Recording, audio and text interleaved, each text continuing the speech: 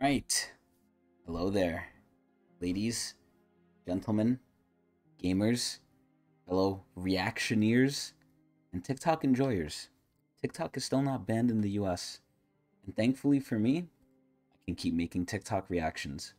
We are on the 14th one in the series that tragically doesn't get as many views as it should because YouTube is glitched and I'm actually getting millions of views, just no one knows it.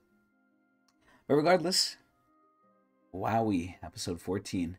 I never thought we'd make it to here, but we're finally up to the part where we can say finally we're up to AI. I think we're finally in the thick of it with the start of this video, starting at this episode.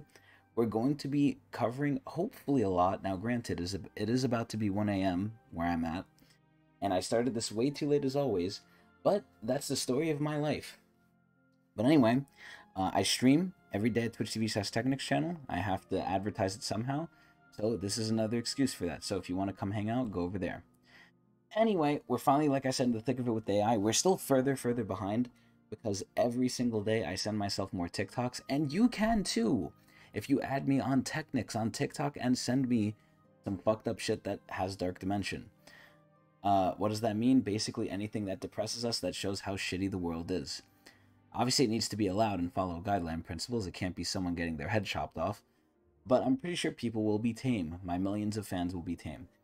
Anyway, let's get into the thick of it because we don't have much time and I have a lot to do. So let's start with this video of this nice gentleman here with monkey ears. This dude claims that by 2024, you'll be able to replace around 50% of your software developers with GPT-4 agents that run on $10 worth of tokens per hour. So, I mean, you guys already know what I'm going to do, like, in this episode. We're going to get through, like, a couple videos. I'm going to talk more than the videos play, and I'm going to complain that we got through nothing. But the first thing I want to say is ChatGPT and just AI in general is going so crazy, where I'm going to ruin a little bit of the surprise here for future episodes, but people in high places are getting very scared, and I think everyone should be scared by this. People in high places like the rich should be scared by this. And then people in low places like the poor should be scared by this. Why? Because as this guy's going to explain, this guy's more saying it for the poor side, that it's going to replace a lot of jobs. And the good part, you know, or the relatively good part, the hopeful part was, what's the purpose of technology? The purpose of technology is to make our lives easier and to make it so we don't have to work as hard. But as technology has progressed, it's actually been the opposite. Technology progressed and we are expected to output even more with it. It didn't necessarily make our lives easier. It did in obviously some respects. You know, we're not tilling the fields. We have, you know, machines to do that for us. But we're expected to work and produce even more with those machines now. So they improved our lives in one facet, but in another it degraded it. So it is unfortunate. But I was actually talking to my coworkers about ChatGPT and AI today and how it's like actually being used in the real world. It's actually crazy. Like people use this shit in their jobs. They won't need sleep, they won't need breaks, and it will cost 1/10 of the cost of a human developer. This is the claim of McKay Wrigley, who for the past few weeks have been building AI applications with no code whatsoever, and he even built Jarvis, which is an app on the Mac that you speak to, where he literally spoke to it and it built and designed a front end, created a back end with a working database. It correctly hooked those up and uploaded the code to GitHub and deployed it online. Like, this is literally the shit you see from movies. And even movies, I think, are more grounded in reality with it.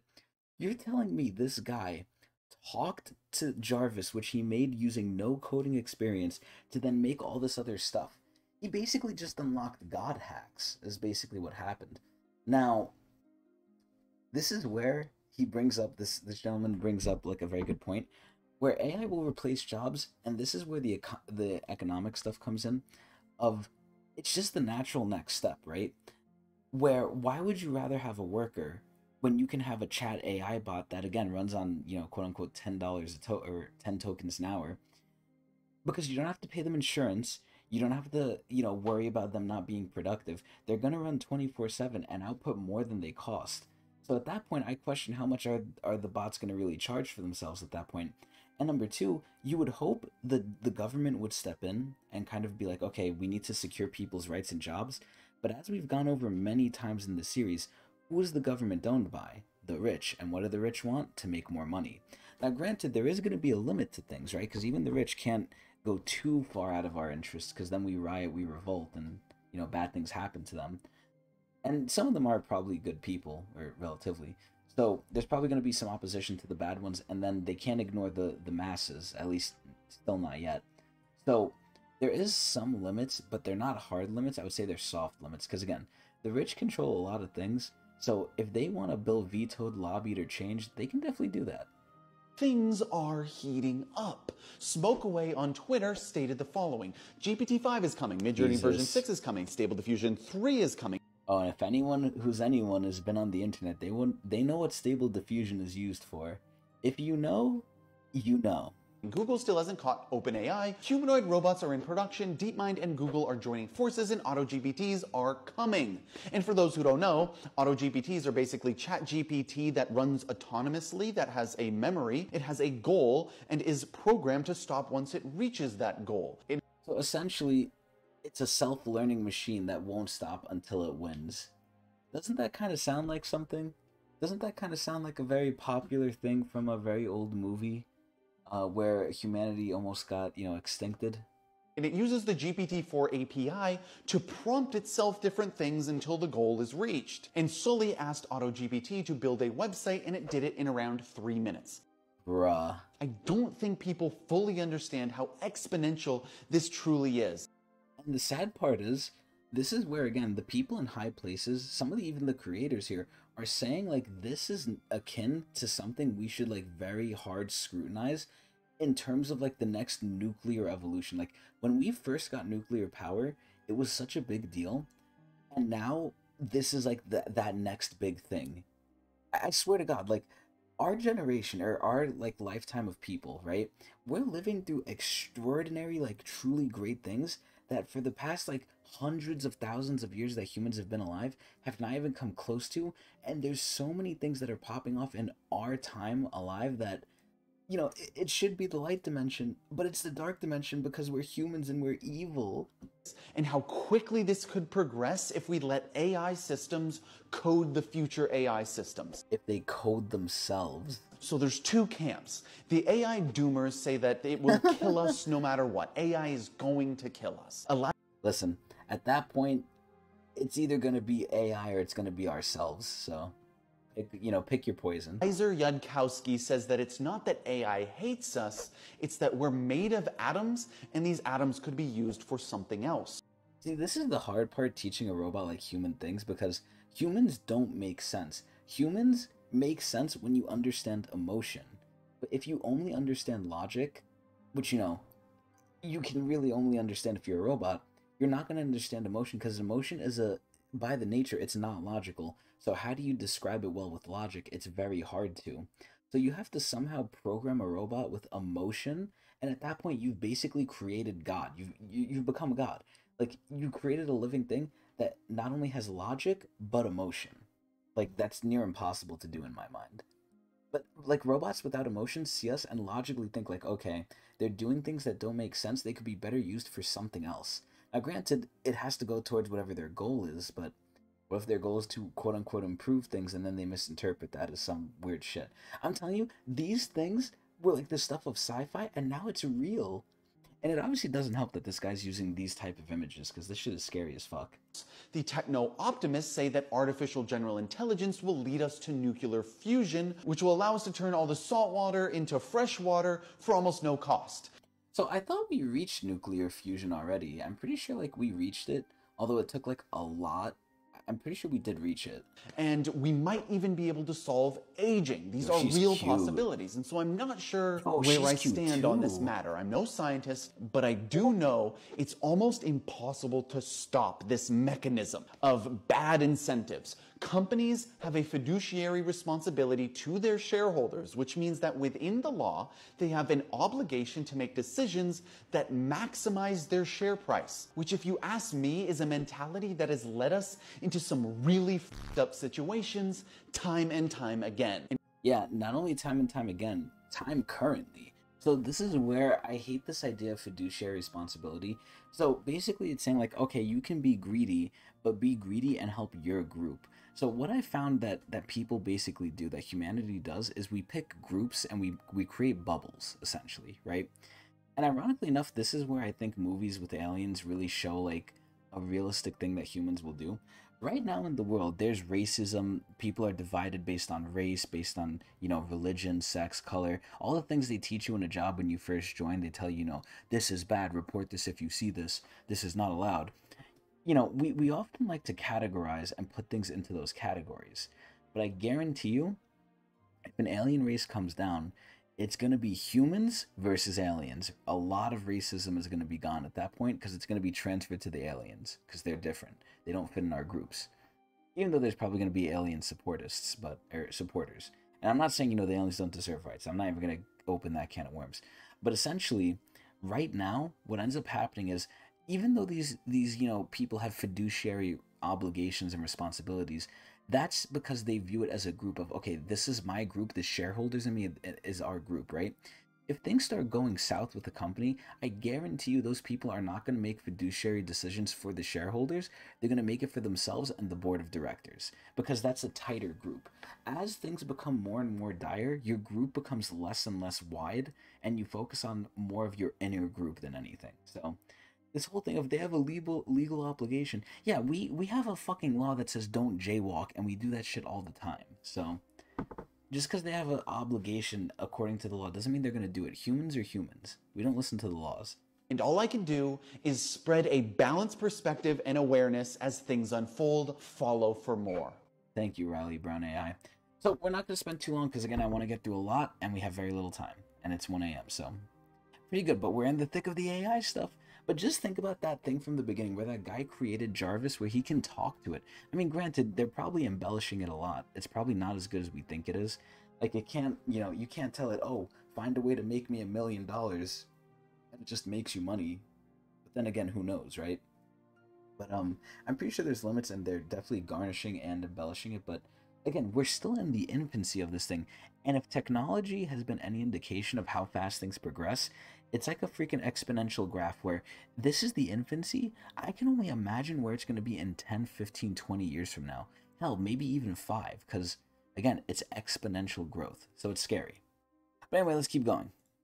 If you want a productive economy in the future, you need to invest in children now in schools. I totally agree, but I think that in order for us to attract the best and the brightest in this country, I mean, why do a lot of these incredibly educated people go and work in the private sector rather than go into because that shit pays. Teaching? Because they can get paid more. Because they can be paid more, exactly. Been driven down over the last 13 years. So I forgot to say this in the beginning, but I always say this in all the other episodes. Also, the first comment is from a person called Chris. But anyway, because we're so behind, like I said, like we're really, really behind.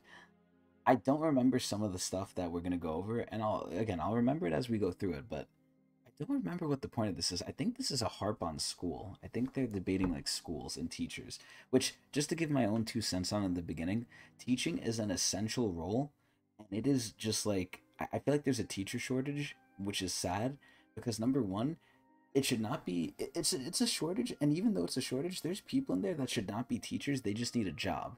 So it again involves a lot of high level issues of, okay, the economy's bad, so people need a job. Even though they don't want a job, they're going to get something they don't want and they're not good at, which is going to cause it to not be like done well. Teaching, for example, there's a lot of teachers that become teachers because A, they were driven to it, B, they just need a job, or C, they thought it would be easy, right? There's also the other options of they actually wanted to become a teacher, but I feel like that's few and far between.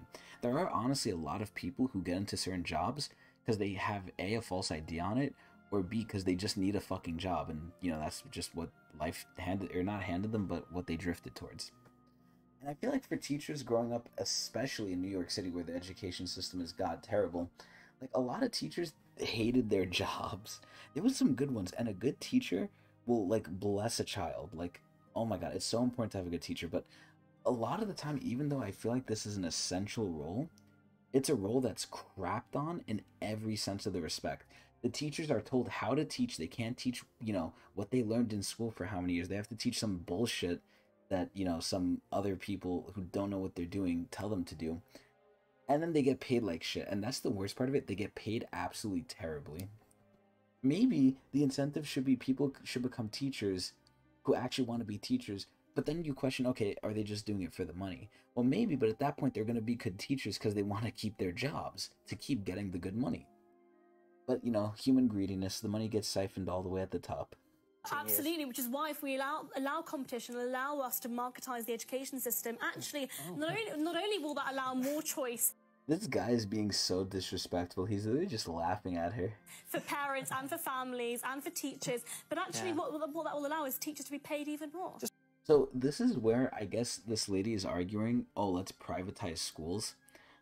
I don't know if that's what she's arguing, but again, to add my 2 cents into it, we already have the prison system in America privatized, and the issue with that is they care about making money. And how do they make money?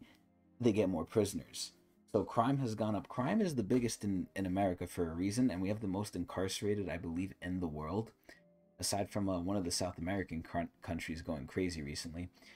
I forgot their name, but they're like jailing a lot of people, and it's actually fixing the issue. But that's a whole other can of worms. But anyway, essentially, when you privatize something, it stops being about the thing, and it starts being just about making straight money.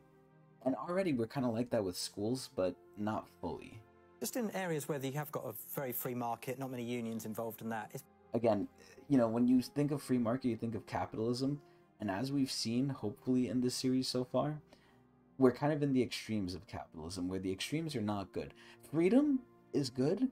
Too much freedom is bad because people run wild with it and monopolies are created. Pay higher or lower, do you think? I mean, if you take, say, the social care sector, for instance, which is not very well unionised, you've got pay rates of, you know, £10, £11 an hour. Trash. That's, you know, free market, not very Absolutely, you didn't involved. say it shouldn't be unionised at all. Yeah. I mean, just looking at, for example, So this is where, I think, yeah, unions, I mean, I think everyone who watches the series is going to know I love unions. Unions are the best. Sweden, which has no minimum wage but has huge amounts of union power, and unions are able to freely negotiate with employers because government stays out of We it. need stronger trade union rights. Excellent. Right, what do you mean by rights, though? Well, Why is she questioning that? What do you mean by rights? What does she think rights are? the right to collectively bargain with employers and across industries, sectoral. I absolutely believe in the right bargaining. to withdraw one's labour, but Good. I equally believe that freedom goes both ways, and employers have the right to negotiate that and also and terminate the course they employment do. of those that are striking if they see. Well, I mean, let's see what... I mean, given there's a teacher recruitment crisis, I'm not sure sacking loads of teachers is going to help with the teacher recruitment crisis. Maybe we could do that with the nurses as well and have even bigger backlogs in the NHS. You know, 7.2 million, maybe we could get that up to 10. Right, I Be a mean, nice round figure. You were smiling during that discussion there, Darren. Why? Yeah, let's figure out what Darren wants here with Big Ben in the background. Well, I suppose it was fun in many ways, but the reality of it is that our schools are not a market, nor is our health service. They are public services. Well, you see, they call them public services, but here in America, they really are a market. They're not seen as public services because the rich only see it as a way of making profit. The health sector alone is going so crazy with this stuff where they charge you an arm and a leg just to go to the hospital. Like, I don't like this thing of, you know, them calling it a public service when it really isn't. At least in America. This is obviously not in America. And what that means is that the government has a responsibility Yeah, and when we leave it up to the government, they don't know what to do with the funds, right? to create the conditions for strong economic growth, to bring in taxes, to pay for the public services that meet the needs of the country. So this is where, I guess in America, there's a big debate with this, right? The big debate is how much public services are you going to give to people? Because people are lazy. So I guess from what I've heard, and I know very little about politics in America, because, you know, I don't really care and it's a whole shit show anyway. But I guess the whole thing between Democrats and Republicans, from what I've gathered, and I could be wrong, and if I'm wrong, please tell me in the comments, but from what I've gathered, it's one side wants more assistance for people, the other side doesn't want as much assistance for people. And both sides have a valid argument. Okay, if you assist more people, life becomes easier, stuff can progress, we can, you know, move forward as a race. But if things become too easy, people aren't going to do anything, people aren't going to work, they're going to be lazy and nothing's going to happen. So you do need to light a fire under people's asses, but it can't be a fire that's fucking torching them alive. And I think finding the middle ground is kind of hard. Now, this is where we're going to go into some deep morals, and again, I don't want to spend too much time on these, but it's the morality of, again, what I said with technology. If we're creating technology to automate things, to make things so we don't have to do it, it's done for us, at that point, is it bad to have people do nothing? And obviously people aren't going to do nothing. Now, you know, the main fear I have is they're going to do crime, because if you have nothing better to do, why not enjoy yourself? And a lot of people enjoy themselves by doing things that are considered illegal. But just taking that out for the equation right now, people aren't going to do nothing. They're going to pursue their passions. They're going to do different things. Hopefully not crime, but they're going to do different things. People aren't just going to sit there at home all day watching Netflix, although there will be people like that. But the thing is, there's people like that already. So the argument then becomes, oh, but there's going to be more people like that. Yeah, but how much more? How much more can we support, right? This is where I think it goes into the culture of things and, you know, what the culture is and how society is. I feel like at least some people stay inside like me because, you know, they have problems with the outside world. Not because they necessarily don't want to, but because they've been burned by it. But yeah, we're not going to open this can of worms too hard. But yeah, very, very interesting debate. Very good debate. But it just goes to show that, again, I got to link this back to the dark dimension, that teachers are paid shit for an essential role, and so are nurses, and so are all the other shits. And this guy says it here in the comments perfectly. Public services should not be privatized, otherwise the goal is profit rather than service. Couldn't have said it better myself. Next. For months, this country has been watching a slow-rolling hostage situation. Okay, so just in the interest of time, I have a lot of videos about the debt ceiling. I'm basically going to spoil the surprise right here. I mean, we're going to see it later on in some future episodes, and we'll go through this a little bit in case they're going to say some things, but a lot of the stuff I had and I sent myself was like, I was hoping to get to it quickly, but we've literally come to an agreement with the debt ceiling, so this is all pretty much null and void. But we'll hear a little bit of it, and I'll give my opinions for this one, and maybe a couple of the next ones, but I'm going to end up just saying the same thing with the debt ceiling bullshit, so let's just get through it. Republicans in Congress have been holding the American economy hostage by threatening to drive the country into default. Ridiculous. And today, those Republicans finally announced the ransom. So basically, to put it this way, the Republicans wanted to take away stuff that the Democrats won, and they wanted their agenda, and the Democrats didn't want anything to be taken away, and guess what happened? Both sides compromised, both sides think they won, and there's people on both sides who are salty about it. So that's basically it. And we're not going to go into the specifics because someone will do that for us later on, hopefully.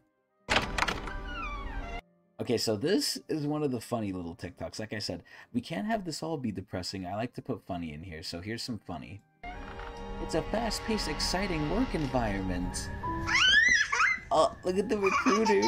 Look at the new hire. That's me. That's me. This company has a high turnover rate.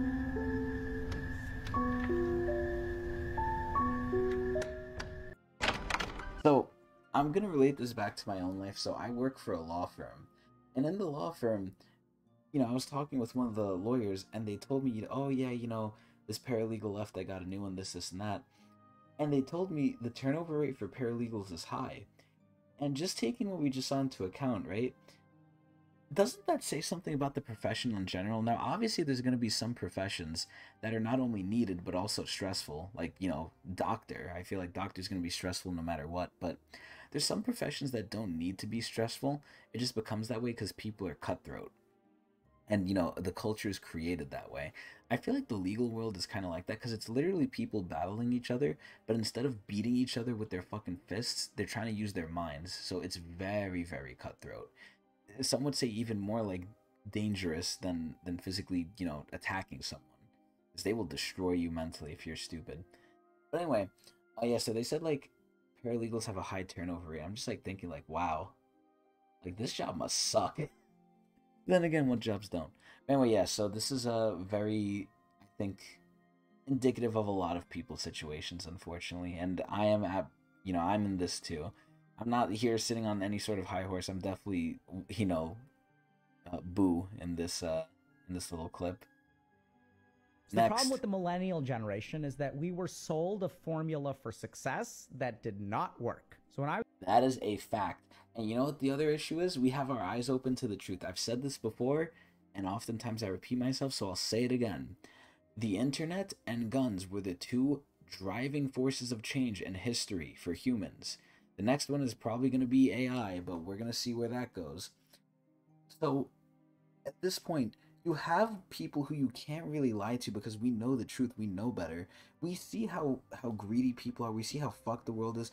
More than ever now, because we're so connected with information, because we could get the news without even paying for it, you know, quote unquote, on the internet, right? Because someone's paying for it. It might be the library, it might be someone's free Wi-Fi that you're jacking, it might be McDonald's Wi-Fi, who knows?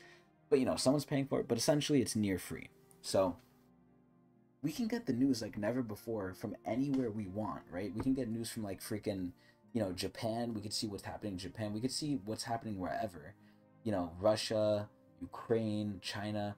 We can see different newses from America. And because we're so connected, that's just one example of how connected we are with information now, that we actively have a veil lifted to see how these rich people are doing it and how fucked we are, because they've gone insane with their greed, and, you know, they've kind of pushed capitalism to its extremes, as I always say, where now, like, we're disillusioned with life. Like, we see the truth and we're like, wow, this is depressing. It's a dark dimension. When I was growing up, they all said, go to college, get a degree, go to graduate school, you'll be special. And then with this thing behind you, don't worry about student debt, by the way, with all yeah, don't worry about the thing that's going to follow you for the rest of your life. the stuff behind you, you're going to be successful. But what had happened is everyone had sort of figured out, at least in the US, that everyone's going to college and everyone's taking out loans. And 18-year-olds don't understand the value of a dollar. So that is very true. And the value of the dollar is going down, because back in my day, I used to think $5 was a lot. $5 almost gets you nothing now. Back in the day, the big family-sized bags of like sour cream and onion chips were $1. Now they're like almost $4. And it's like, what the flying fuck? Right? What the flying fuck? So kids are already going to have a warped sense of money because inflation is going to go crazy. They're going to be in my spot, you know, in like 10, 15 years, where they're like, wait, I remember when you can buy a bag of chips for almost $4. Now it's $8. Yeah, well, I remember when it was 1, so how old am I?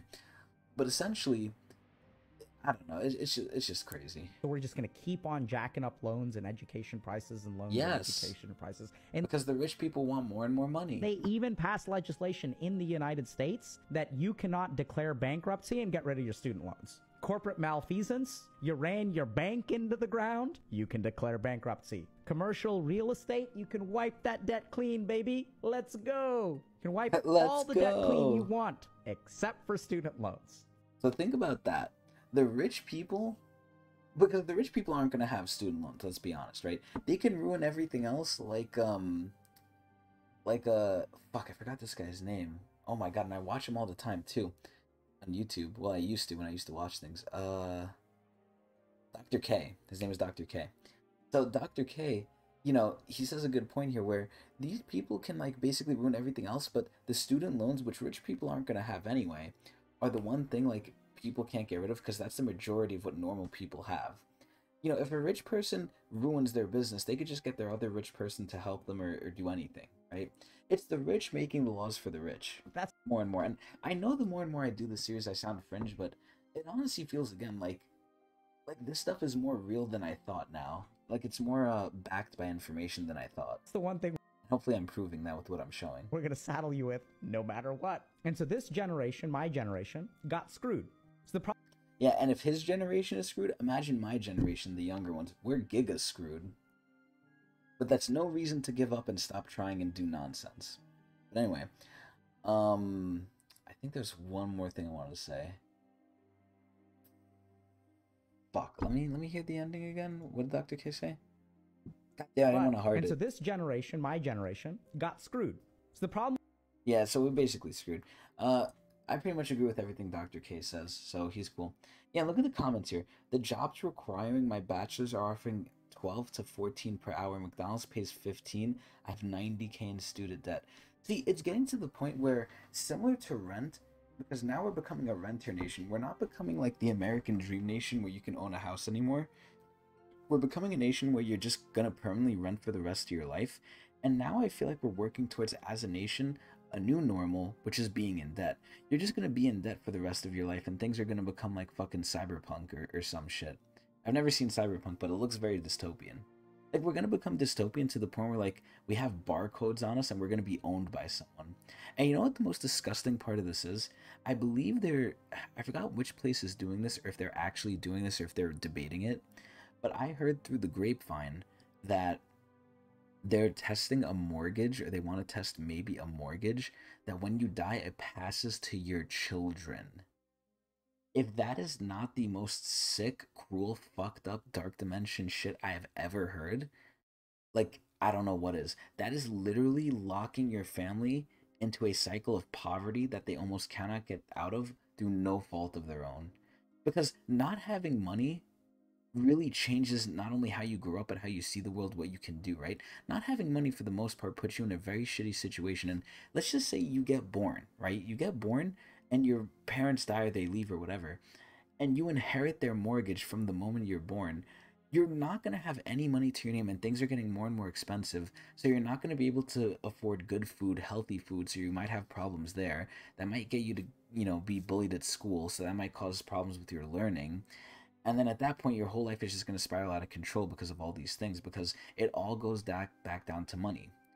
As Kanye says, or sorry, his name now is Ye. As Ye says, having money ain't everything, but not having it is. Anyway, thank you, Dr. K, for the nice video. Let's go next. We got to go quick. Just hours after Fed Chairman Jerome Powell told America the, quote, U.S. banking system is sound and resilient, it fell off a cliff as major regional lender PacWest collapsed over 50% in aftermarket. Jesus. And so, paired with the collapse of First Republic last weekend, as you can tell how behind we are, this is from May 4th. We're over a month behind still. God damn it, I don't want to heart it. My mouse double clicks. The 2023 bank collapse has now officially exceeded the 2008 collapse, with apparently a lot more to come from this very sound and resilient banking system of ours.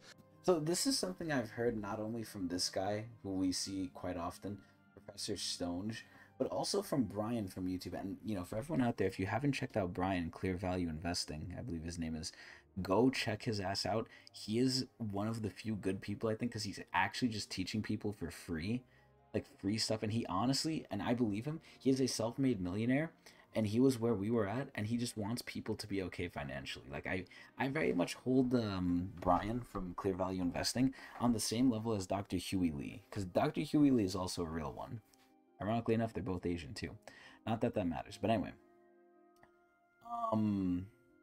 Yeah, I mean, this is where, like, to comment on what Professor Stone said, the government's just going to lie to our faces, and most people are going to believe them. The percentage is going down now again because of the internet, but, what will change?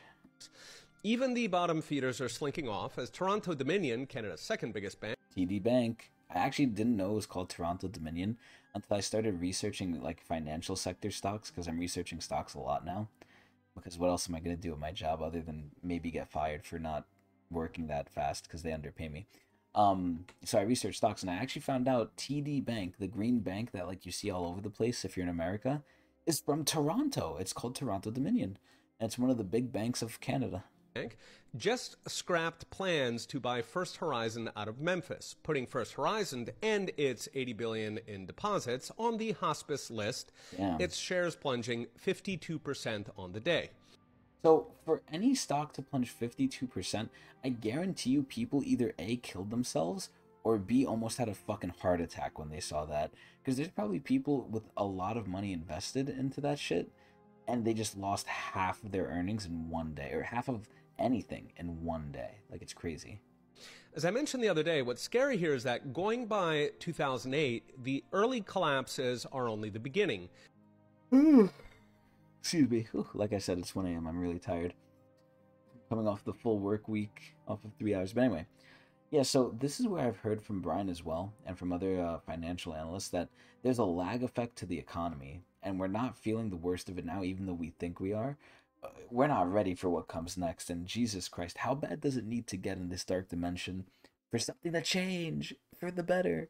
The screaming prelude to an extinction-level culling of... Okay, this guy's very much fear-mongering at this point, though. Banks crawling off to die. In raw numbers, the 25 U.S. banks that collapsed in 2008 were followed by a drumbeat totaling 440 banks in the following 4 years. That's 110 per year. Now, this is where I think this is just like the natural cycle of things. And by natural, I mean natural how they are now, not natural how it is, without interference.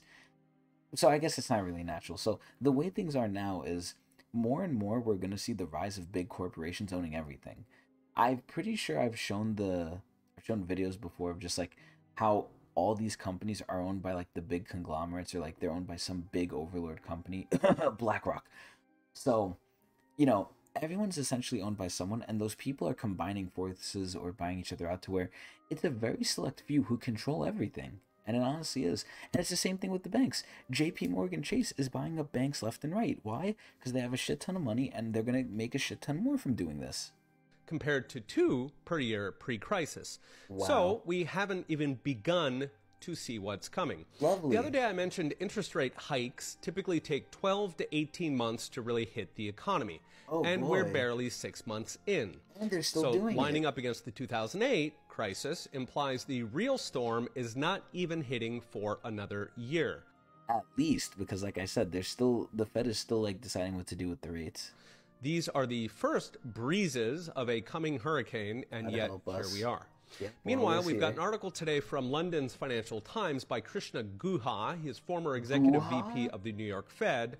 That's the part of the Fed that actually runs the show, saying European banks could be in serious trouble given they face the exact same problems U.S. banks do, thanks to the European Central Bank running the exact same playbook the Fed did. So, it sounds like our people, or our central banks, are ruining everything because they're doing stupid tactics. Who knows why they're doing it? Either A, they're stupid, B, they're getting lobbied and being paid off, or I don't even know. I don't even know. But the fact that it's like this not only in America, in the whole world, or not in the whole world, in Europe too. But you know, if it's Europe and America, it's probably other places as well.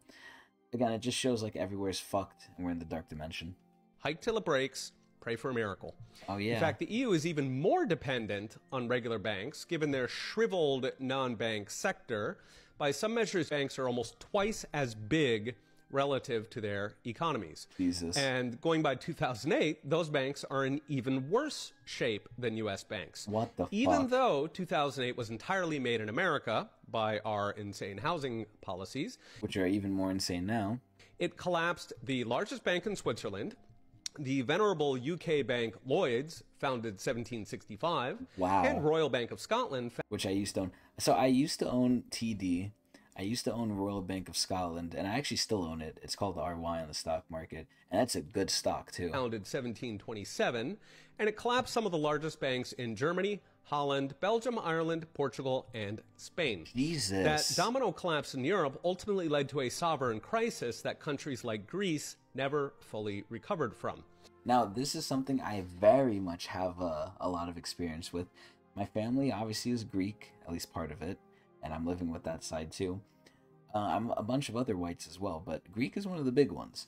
And I've been to Greece before, and it is not pretty. And, you know, living with Greek people, interacting with Greek people, having Greek family, everything is really bad over there, and it's, I think, not 100% the government's fault, like not the Greek government, but the overarching European Union, because, you know, they trickle down the effects to the Greek government, which I'm not saying the Greek government are saints, but, you know, part of it wasn't their fault, but they did do some stupid shit too, like every government does.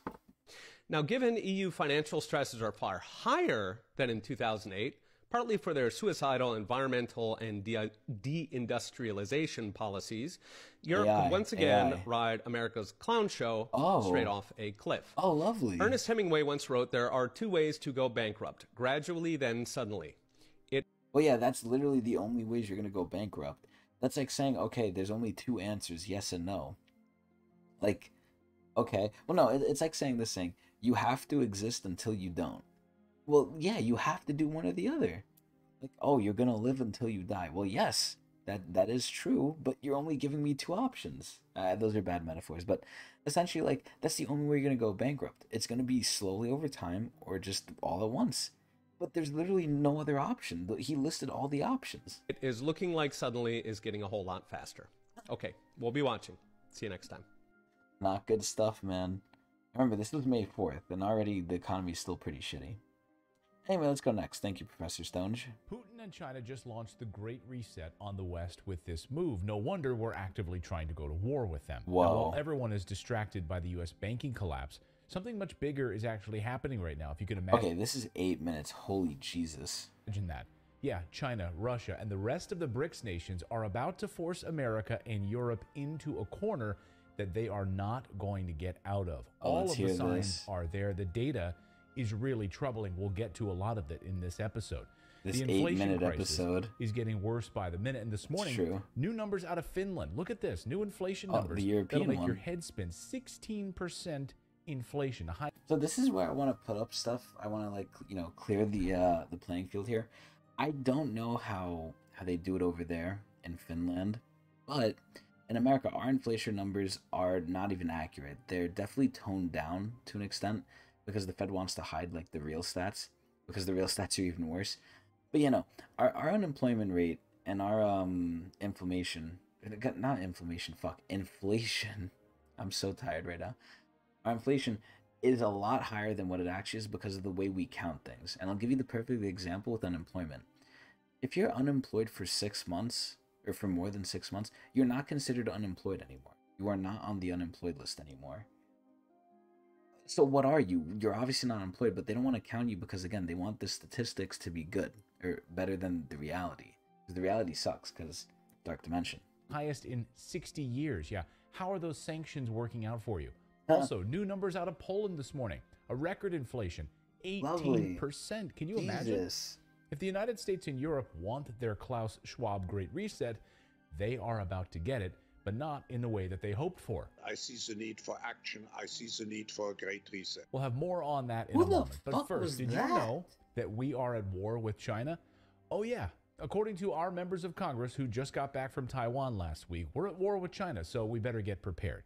Here's So this is obviously a guy who's very fringe. Now, again, once he mentioned Brick Nation, or, you know, the BRICS Collective, the first thing that popped into my head was Dr. Huey Long and all the other people that we've seen kind of, you know, deny the BRICS coalition, and they laid out why. So I don't know if this guy didn't do his research or if he knows something we don't, but it honestly, to me, feels like this guy's just trying to fearmonger and do shit. Representative Tony Gonzalez, who just returned from Taiwan, where we just sent a whole bunch of weapons. I just got back from a trip from Taiwan. Oh, whoa, it's the no second way. trip to Taiwan in the past 14 months. Big I know what war vacation. looks like. We're at war. I mean, this is a war. What the hell? Feel like Who we're the in heck war. voted for war against China? Did you? I sure as hell didn't. Do these See, people this is even where- understand what they're saying? This is where it's sort of like a Cold War. We're not actually fighting China in the physical sense. We're fighting them on, like, monetary policies, you know, sanctions, this, and that. Like, okay, if you don't do what we like, or if you're doing something crazy, we're not going to outright fight you, but we're going to try and destroy you economically, which in a way of itself is kind of war, but I don't know if we should count that as calling a war. That's more just, you know, Cold War. The deep state is actively pushing for war with China as Jesus. the U.S. dollar continues its downward spiral into oblivion. Here's Representative Chris Stewart this week calling for the abolition of the one China policy, meaning Taiwan is not part of China anymore. And that's enough, of course, to provoke China into a war that the Crazy. U.S. will not win, no matter how hard we try. Okay, so we're going to stop this video here. One, because it's too long, but two, because this guy's saying some bullshit. Even though China's strong, now again, this is all blown out the window if someone uses a nuke, because if someone uses a nuke, we're all fucked. But barring nukes, I think America still has the strongest military in the world, by far, because of just, we're war nuts, you know? Everyone knows America. The thing we spend the number one on is, you know, war. It's like Riot Games. Riot Games will cut funding from every single department they can, except the skins department, because they know better. But yeah, this guy is definitely fringe and kind of stupid. But again, I wanted to show both sides. Obviously, I have a side that I can pick and a side that I kind of agree with, but I still think it's important to see both sides and not completely denounce the other side. Although I will call this guy stupid, but he might not be wrong, but who knows? I think he's a little wrong, personally. New numbers this week are expected Oh, look, it's Professor Stonge again. Hello there, Professor Stonge. You're loud as shit. to show the job situation is dropping fast, meaning This is even earlier. This is in April 30th. So again, I'm going to skip this one because this is about, you know, the Fed and the debt ceiling. But basically, it's still pretty bad. The labor market is still hot. They're still, like, you know, doing great, which the Fed does not like. So basically what people are saying is we might hop. We might pause inflation for now. And by inflation, I mean the borrowing rate, which is causing inflation. We might pause it for now and then increase it again later, but not increase it as many times comparatively. So yeah, it's just the job. Like, basically all these videos sum up is like the Fed is just fucking shit up. meaning that the millions of jobs the Fed is merrily butchering are not extra jobs lying around. Those are jobs people actually need. Whoa. The other day I talked about how thousands of homeless encampments spreading across America are not actually counted as unemployed.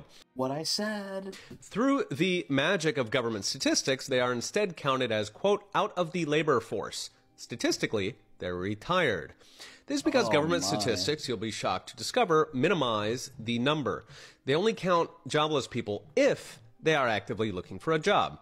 You even define that. This guy's literally corroborating what I say, though, if anyone doubted me. That means if somebody is living permanently on government benefits or living in a tent, strung out on fentanyl, they are not, as a rule, actively seeking a job.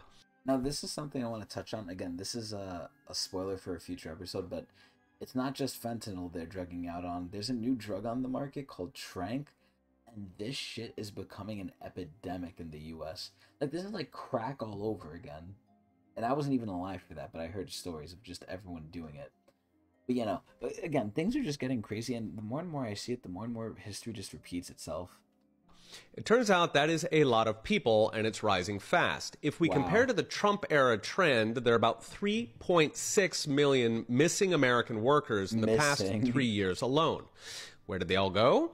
Well, 2.5 million went on disability, which soared over the past 3 years, and the last million are simply not being counted. Because they're if homeless. we did count them, we'd be looking at an unemployment rate right now of about 6%, which is smack dab where we were at the start of the 2008 crisis. It all goes back to the bite of 87. I mean, the crash of 2008. Anyway, yeah, Professor Stone is basically going to say the same shit here, so we're going to skip it. But thank you so much, Professor Stone. We're short on time. 1971 was the year the You know, I said this was the AI episode, but we only saw like 1 or 2 AI videos. money officially became worthless. Now, you might say that your money still has value. This is a history lesson, basically. To this day, and you might be partially right, but the question is, why does it have value? So we believe it. You see, simply put, it's just because you believe it does. Yep. And that's the beauty and the curse of fiat currency. It works as long as everyone believes it works. I mean, it sounds almost religious. And all of that began in 1971. You see, prior to 1971, the government had to hold a certain amount of gold for every dollar they printed. You see, the dollar was backed by gold, and you could redeem 1 ounce of gold for $35. Wow. And this ensured inflation was steady and made it so that money actually held value because you could always exchange it back for gold. So this is one question I always had. Right now, obviously they weren't going to run into this for a while. The main question I have is, people are going to keep getting born. We're going to keep increasing in population. And eventually we're going to run out of a lot of gold. So at that point, if we make money, a limited pool based on gold, and there's new people being born, are new people just fucked because there's not enough money to go around because it can't be backed by gold?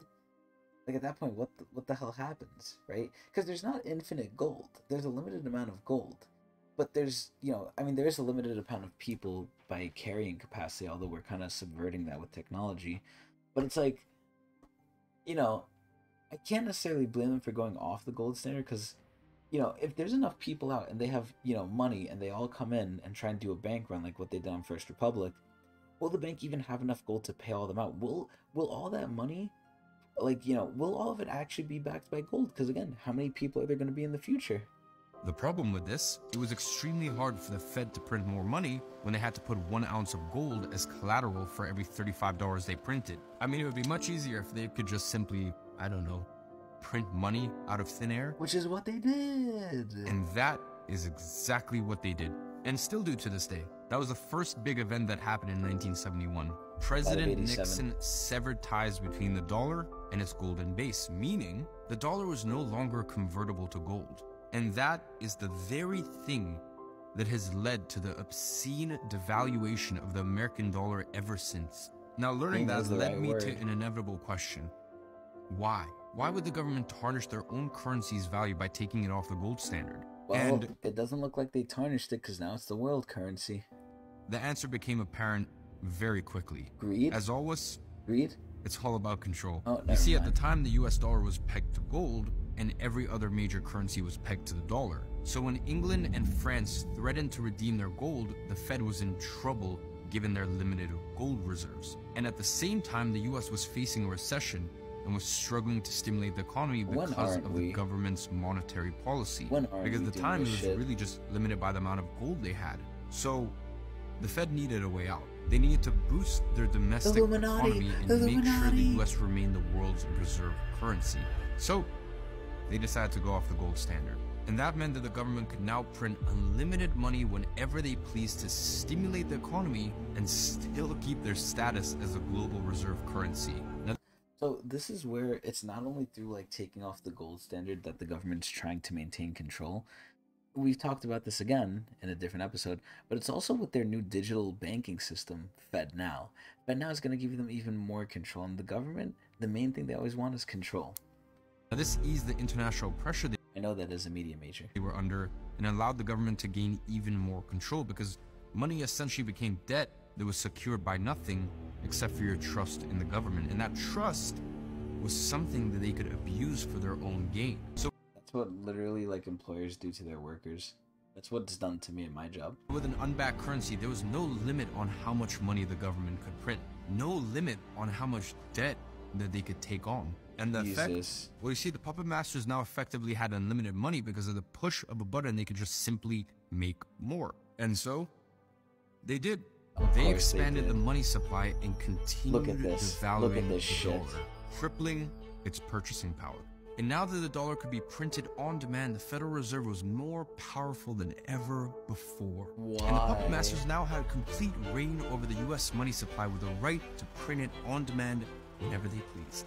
How much they wanted it, whenever they wanted it. You know, it sometimes is baffling to me how we see money, because seeing it right there as like a sheet, and like he was like in, I don't know, getting ready to like cut it or something, I forgot that that was money.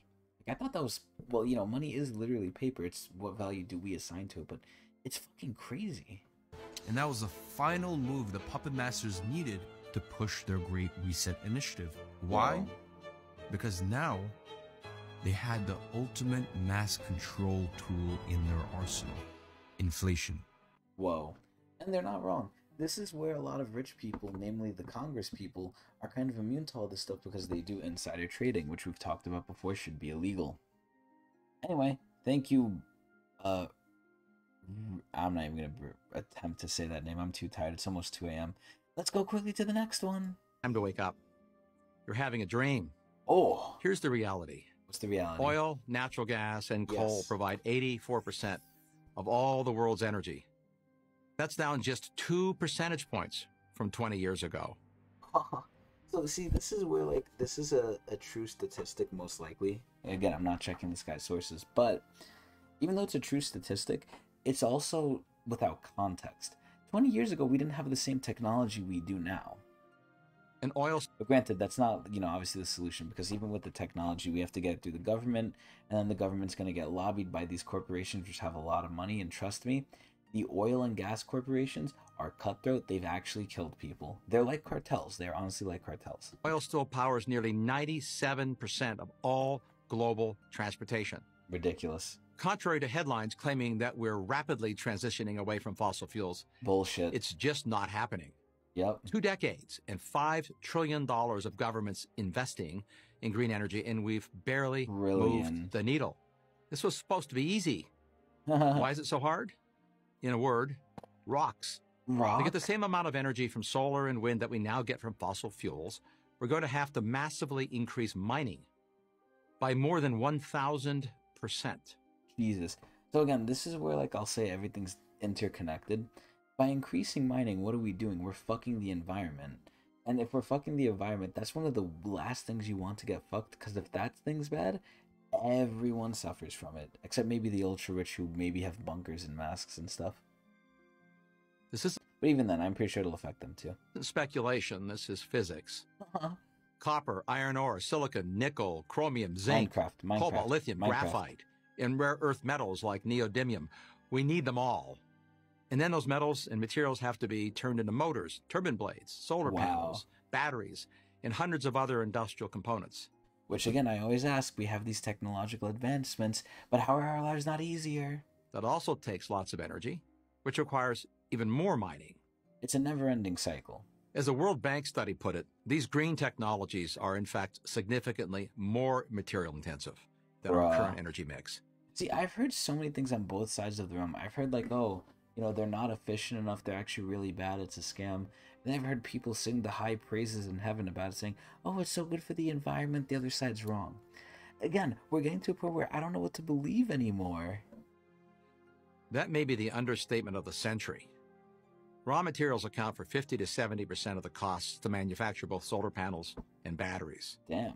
Until now, it hasn't really mattered that much because wind and solar still account for only a few percentage points of the global energy supply. They're an applause line for environmentalists, not a major energy player, and it's unlikely they will be in the foreseeable future. Because they but want for the money. sake of argument, let's say we sharply ramp up mining. Where would these new mines be located? Well, for one, China. We know China doesn't want to share. That country is today the single largest source of most of our critical energy materials. You know what's crazy too? I forgot if we got up to it. I don't know if we did or if we didn't. But if we didn't, again, it's going to be another sneak peek into the future. But we just recently found, and there's been all this buzz and talk about lithium.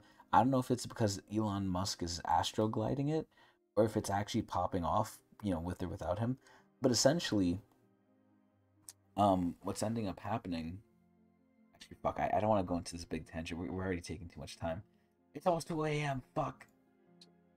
The United States is not only a minor player, but is dependent on imports for 100%. But basically, to try and like round it out quickly, is lithium is basically the next gold mine, and we found it in South America. So we're trying to butter up South America. There we go. That's it. That's of it. 17 critical minerals.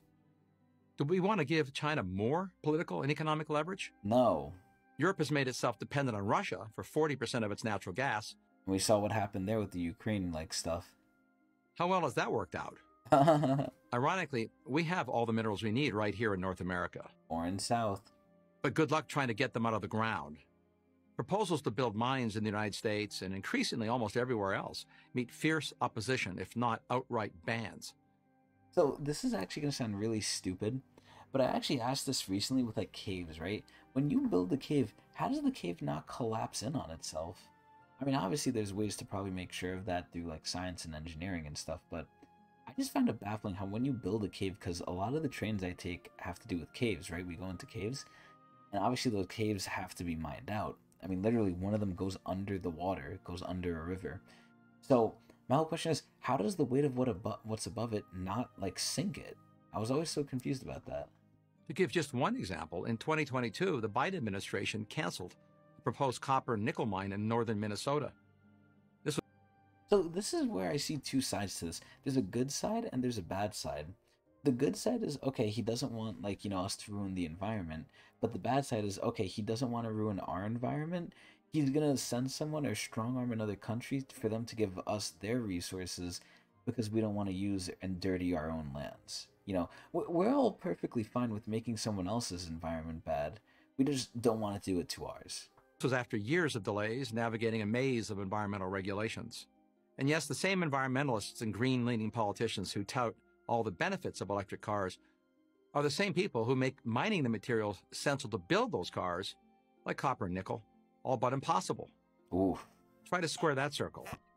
So far, we've only talked about today's energy needs. Oh, God. What about tomorrow's? Oh, Lord. Future. I don't even want to think about tomorrow because, like I said, the general trend of the dark dimension is even though there'll be all these technological advancements and, you know, all these good things, quote unquote, happening for society, for many people, not just individuals, but for many people, it's been getting worse, like, regardless of what it is. It's like, what the hell? Future energy demand will be far greater than today's. That is true. That's been true for the entire history of civilization.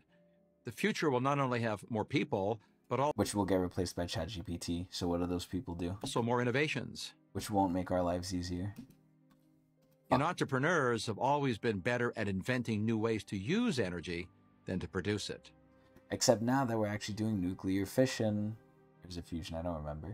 It's obvious, but worth stating. Before the invention of automobiles, airplanes, pharmaceuticals, the internet, computers, there was no energy needed to power them. It's true. And as more people become more prosperous, they will want the things others already have. Oh, yeah. From better medical care to vacations to cars. But this is where I think this is just ingrained in human nature. not only do we want what we can't have, but we're just gonna want in general. Like, it's just crazy. It has to do with psychology. In America, there are about 80 cars for every 100 citizens. Wow. In most of the world, it's about 5 per 100 citizens. Jesus. I also brought this up, I think, before, but economically speaking, even though we have it really bad because it's relative based on your environment, which now that I'm saying this over again, I definitely said this before, but essentially goes into, if you can earn 100 million a year, but the price of everything comes out to like 150 million, you know, that 100 million isn't realistically a lot. It all depends on like how much things cost relative to what the minimum is or what the average wage is, which, you know, then averages could get manipulated by the highest and lowest tiers of the spectrum. So you can see how complicated this shit is. But again, I just live in the dark dimension and I report on it. I don't try and find solutions because I can't and my mind's exhausted. Over 80% of air travel is for personal purposes. Whoa. So that's 2 billion barrels of oil a year. Hospitals use 250% more energy per square foot than an average commercial building. I mean, they kind of have to. They kind of have to have some of their stuff always on. And the global information infrastructure, the cloud, already uses twice as much electricity as the entire country of Japan, the world's 3rd largest economy. Jesus. The massive data centers at the heart of the cloud alone consume almost 10 times more electricity than the world's 10 million electric cars. Wow. E-commerce has taken off, and it's propelling record growth in warehouses. Oh yeah, and drop shipping. Increasingly filled with energy-hungry robots. America's truck freight index more than doubled in the past decade to deliver the goods to and from those warehouses. You know, it's crazy they're even automating that. Because I have heard about self-driving automated trucks. These are today's known trends. While we can't predict the future, we can predict there'll be more innovation in robotics, drones, quantum computing, biotechnology, and new industries not yet imagined. Oh yeah. See, that's the scariest part, right? The things that are often in sci-fi movies that we mentioned before with like ChatGPT and stuff, we always think of those as not being able to be in reality, but it's scary that they have come. And again, I'm always going to say it's scary for what's next. Just look at the AI voices. The AI voices, you know, they're in their infancy now, but imagine in the future if we get a quote-unquote leaked message from Putin with the AI voice and we don't know it's AI, and he says like, okay, we're gonna launch either like a special attack on the U.S. or a nuke at this time. The U.S. responds in turn. They don't take it on the chin. They make you suffer. All of it will require more energy, a lot more. Fossil fuels, nuclear energy, and yes, renewables will be required.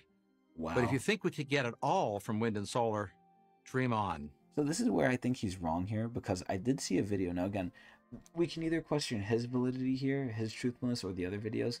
I think the other videos provided more information and more sources. But they basically said if we put enough solar panels in the desert, the Sahara Desert, where it's like sunny basically all day long, we can create a lot of solar energy. Now, obviously, we have to use the transatlantic cables or whatever method to transport that power, because we're literally getting it from Africa, you know, stealing everything from Africa. But aside from just transporting it, I think we make a lot. I'm Mark Mills, Senior Fellow at the Manhattan Institute for Prager University. Oh, damn, Manhattan, that's where I work. But yeah, he says a lot of good things that are scary, are accurate, and are true. So thank you, Professor. Another professor. Oh boy, if it isn't the very divisive AOC. What does she have here today for us? Who's she gonna yell at now? Well, several years ago, we warned during the Trump tax cuts that this dramatic decrease in revenue would explode the nation's debt. And we heard from the Republican side, no, let us write off our yachts. Let us write off our private jets. And okay, so I want to say two things here. I forgot the first one because again, I'm like really tired now. But the second one is fuck. Let me go back and try and remind myself. I don't want to lose this idea. Hold on.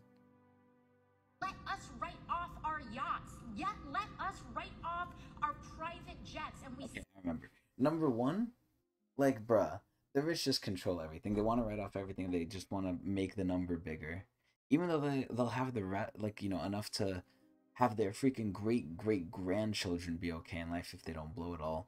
Like, they have enough money to where they just want to see the number expand again, probably because of ego. That's number one. And then I'm trying to think number 2. Fuck, I need to rehear because I did remember number 2 when I heard it. Let us write off our yachts. Yet let us write off our private jets. And we said that this decrease in revenue would I don't remember. Fuck it. We're just gonna keep going. And explode our national debt. But instead now of realizing the error of our ways and reversing these tax cuts for the wealthy, we are now seeing the Republican side promote a bill that cuts student loan cancellation, veterans health care, cancer research, opioid treatment, Meals on Wheels, and more. So basically, you know, I played the rest of it because I did remember what was at the end here. And she basically described what the Republicans wanted in the debt ceiling bill. Now, obviously, again, that's pretty much passed a couple days ago, if not a week ago at this point. But, you know, these are their asks, and again, they got some of it, but not all of it. And some of the extreme ones were pissed. Thank you, AOC, for the refresher. Thank you very much. Next. The Bank of England chief economist says that Britons need to accept being poorer than before. What the flying fuck? According to him, people are unwilling to lower their living standards, with households demanding better wages and companies hiking up prices, which leads to rising inflation. So this is my whole question. You're telling people to be more poor, and I'm always going to bring this in. I'm going to sound like a broken record here. Technology is here producing record profits for someone, but the rest of society is getting worse. If one part of the society is doing better than ever, but another part is doing worse, I honestly think, like, you know, the part that's doing good is affecting something up, or fucking something up for the rest of us. So let's get this straight. Companies are reporting massive revenues. The elites are getting paid hundreds of thousands of pounds. But it's the average British peasant that has to accept a lower living standard for the greater good. Just imagine being ruled by people who, instead of solving a problem, just look at you and say, "Oh, your life is shit, you can't afford food, better get used to it, mate." But hey, this guy is not more right. It's crazy. This guy's so right. At least Ukraine got those tanks, am I right? Yeah, at least we spent how much in Ukraine? See, that's even a tricky topic in and of itself, and I don't want to open that can of worms at all. Anyway, yeah, this guy's pretty much right with everything. Very nice short video. Let's go next. Is Canada okay? 2.8 million for that. So this is where obviously this guy's going to talk about financial stuff, and I really thought this would be the AI episode. Maybe it was the interlude, or maybe it was the intro. Maybe next episode we'll get to AI, but we'll see. But yeah, so this guy's going to talk about financials. And again, I'm going to spoil the surprise here, but Canada has been basically on fire. Now, I don't know if it's some people, you know, angering the Canadian gods of Maple. I don't know if the environment is finally fighting back. I don't know if the constellations are preordaining this. I don't know. But the one thing I do know is Canada is on fire, and it made New York City one of the most polluted places in the world at the time. And I was in that too. Everything looked orange. It was so cool. I actually really liked it. Anyway, let's see how they're fucking up their economy. A decent chunk of my viewers are from outside of Canada, mostly from the US. And I get a lot of comments saying things like, oh, Canada is just as bad as the US, or Canada is getting almost as bad as the US right now. And the situation in Canada is actually substantially worse than the US right now. I can show it to you with data. And this is not a competition, it's just a... And he could show his sources. The Credible Hulk would be proud. Provide some context for my other satirical videos. This chart is from FinancialSamurai.com, which is a very good finance blog that's been around for almost 15 years, and he was kind enough to let me use this in my video. It doesn't sound like it would be a legit site. Finance Samurai sounds like a scam site. This shows the increase in home prices over time in red versus the increase in income over time in gray. You can see here a peak in prices right before the 2008 financial crisis, and then there's a few years of decline, and then prices have been increasing faster than income for the past 10 years. Ah, yes, of course. You know, corporate profits. Corporate profits. But anyway... this graph basically shows the whole totality of the situation, which is house prices are getting crazy, rent is getting crazy, but work and compensation is not. That means if you live in the US and you're in your 20s, you've basically been seeing housing prices go up faster than your income for your entire adult life. Yes. And that is bad, and I don't want to minimize the struggle that young people in the US have had, but let me show you the same chart for Canada. Oh, no. This is what the trend in home prices looks like in Canada. God. We're not just in a housing bubble now, we're in the same bubble that the US was in 15 years ago that's good luck, Canada. Still going on today in Canada. See, we had a peak here at the same time as the US, but then prices just kept going up and up and up after that. So what's going on here? I'm not an expert, but I'll tell you what I think. In Canada, a lot of people view even their primary residence as an investment rather than as a place to live. I mean, It's not just Canada. That's all around the world, let's be honest. Especially in New York. They don't see you as people, they see you as walking wallets to, like, rent out to you and make you an indentured servant. A lot of people are banking on the value in their home as their retirement plan. They don't have enough cash saved up to retire, but their plans to sell their home, downsize, and use all of that equity to fund their retirement. Or, like Britain says, just get used to living with more shit. And that has made our governments at all levels and in all parties very, very afraid to let home prices drop. And every time it looks like housing prices might drop, they respond by giving people access to more debt. And they say this is to make housing more affordable, but... So it all goes back to not only, again, are we becoming a renter nation, we're becoming an in-debt nation. It's so sad how this is one of the most common realities I can see us going towards, where it's just people are just in straight debt their whole lives, inheriting it from, like, their last member. Like, truly, truly, truly, we will be in the midst of the dark dimension if that happens. But actually, it just continues to drive prices upward. 15 years ago, they changed mortgage insurance rules to allow banks to give longer mortgages to people with less money. And these mortgages were insured by the taxpayers, so banks could make money without taking on any risk. What? After that, we had over a decade of record low interest rates, which led to Canadians taking on record levels of household debt, which creates a lot of risk if interest rates rise. And now, interest rates are rising, and the government is making a Hail Mary attempt to save the situation by changing mortgage rules again. Normally in Canada, a mortgage is 25 years long, and if your interest rate goes up, your payments go up. Is this the one that's going to say it's like, it could transfer to your children? Instead, they're allowing banks to keep the payment the same and increase the length of the mortgage. This is someone with a variable rate mortgage whose interest rate tripled in a year. And the length of the mortgage increased to 72.5 years, but the payment stays the same, which means they're going to be paying 3 times as much overall for the same house. Now, obviously, this is not sustainable, and eventually the whole thing... A lot of what's in our economy isn't sustainable. ...is going to have to come crashing down. But no government wants to be the one in the hot seat when it finally does, so they're going to try and keep it going for as long as they can. So this is ironically something that I can relate to Overwatch, where Overwatch, Jeff Kaplan didn't want to be in the hot seat, so he left because he knew PvE was dead. Which is pretty funny, but anyway, this guy's very informative, very nice. Let's go next. Capitalism is amazing. Okay. Honestly, it just hit the 2 o'clock mark. I'm gonna say we're gonna leave it here. I do want to keep going further, but we're gonna leave it here. I feel like we got to a decent amount today too. Let's see where we were at. Okay, we really did not get far. We basically got up to May 7th, so we got 2 days out. Oh my god. So yeah, that's gonna be it for the TikTok reaction, because again, I do have to do other stuff, and it's a shame I started so late, but you know, what can I say? Apathy and busyness. Excuse me, and tiredness. But anyway, I hope everyone enjoyed. Like I said, I stream at Twitch.tv/Tecnics channel every day. Or try to. I'm going to go on after this instead of going to bed. Streaming some games. Although you guys won't see this for a couple weeks, so... Or until next week, theoretically. So, even though next week I'm probably doing the same thing too.